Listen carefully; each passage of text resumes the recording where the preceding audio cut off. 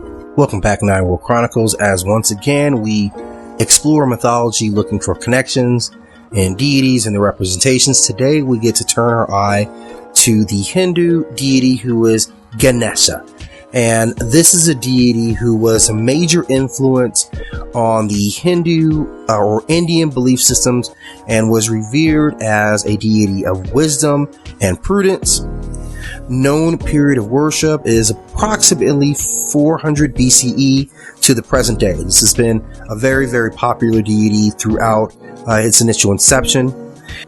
Centers of cult were never specified, which is odd. Typically, we're able to tell a lot about a deity or the popularity of a deity based on the shrines or temples that were built to this deity, but there are no temples for this massively popular god. This deity is known in much artwork in both relief systems and also works of bronze. He is also mentioned in literary sources, including the Mahabharata. Ganesh is a god of wisdom and art, a benign deity typically known for helping people who are going through a difficult time in their lives. This is the deity that you want to call upon. He has at sometimes been associated with fertility and was also known as the name Yaksa, who was a force deity. His father is Shiva, who is the ultimate force in the universe. This is the ultimate creator of consciousness and reality in the Brahmanic belief system. And his mother is Paravati, who is herself a very powerful deity associated with love and fertility and divine spirit and magic and children. So two very powerful deities. And the story is that while Shiva was off creating consciousness in other universe, Paravati grew very, very lonely and very bored.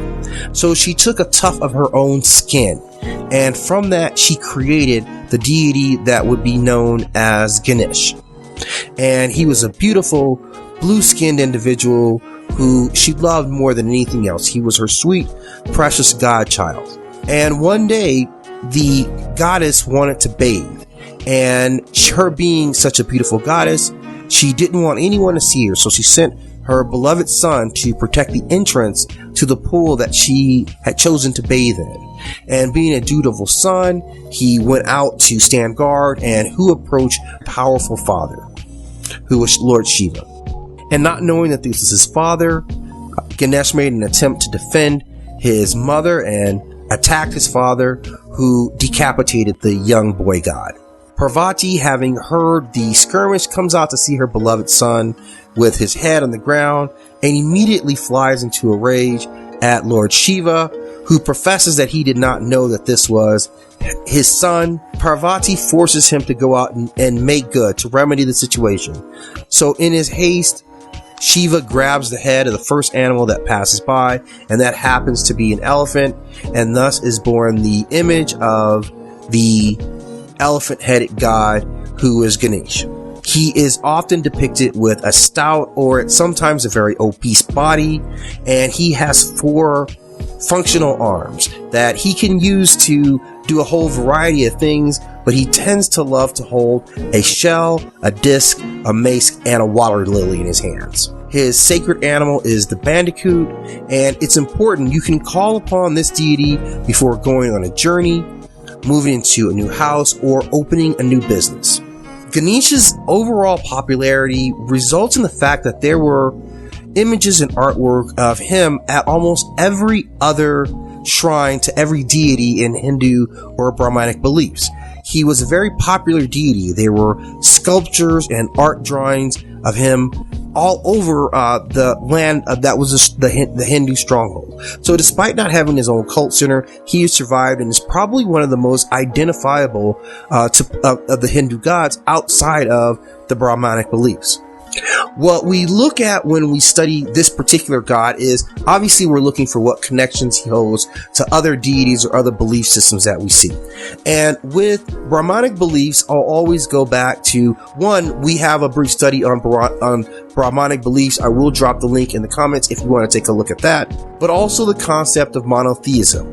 It's important that in Hinduism we do remember that they are ultimately referring to the one God, who is Brahma. And all these deities are simply manifestations of that one God, which of course is very similar to what we see in early Kemetic and Kushite beliefs and their adherence to Amon being the singular God and every other deity simply being representations of that God. We also look at his association as a god of wisdom, and of course that links us to Ahura Mazda of Zoroastrianism, Enki of Anunnaki mythology, Imhotep of North African mythology, as well as Odin of Norse mythology, who, among being a god of magic, was also a deity associated with wisdom, and also the Greek representation of the deity Prometheus. Or the other association we'll look at is associated with art, which we see from many gods. We have a few that are listed here that we've done some research on.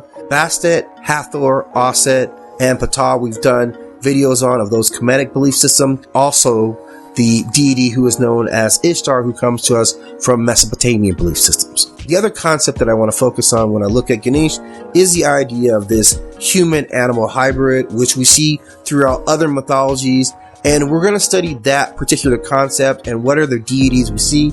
I did a little bit of work on cat-headed deities. I've dropped the link in here as well, and you can take a look at that. Obviously, one of the most prominent to me being the deity Hathor, who in her persona of Sekhmet is represented as the lion-headed goddess. So we see some similarities in the representation of Ganesh and other belief systems that we have taken a look at. Please include your comments or your suggestions for reading materials or further research on this particular deity or other connections that I may have missed. I'm taking my core information on this study from the Dictionary of Gods and Goddesses, also references in the Beginner's Guide to the Manonechi and Egyptian mythology, as well as other mythology books in my library. You can find more links on our website and our blog spot, as well as in the comment section here. Please be sure to like and subscribe, and thank you for joining us here at Nine World Chronicles.